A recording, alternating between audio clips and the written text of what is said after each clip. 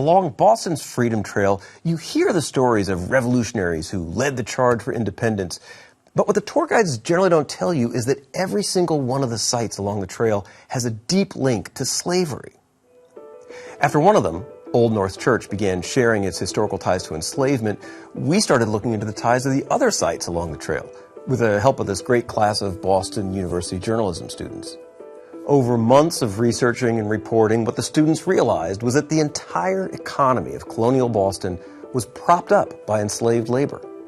Many of the households held slaves, including those of John Hancock and John Winthrop, the first governor of Massachusetts. While trumpeting one revolution, the Freedom Trail has long ignored a parallel fight for liberty that was going on at the same time.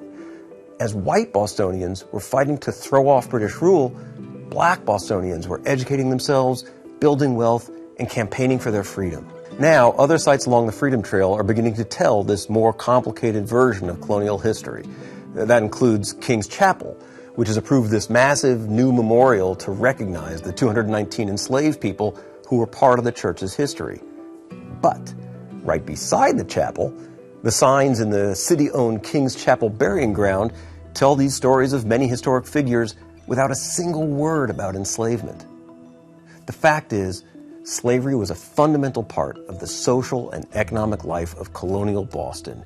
Without enslaved people, there would have been no revolution. To dig more into what we learned, head to the link below for a map we're calling The Enslavement History of the Freedom Trail.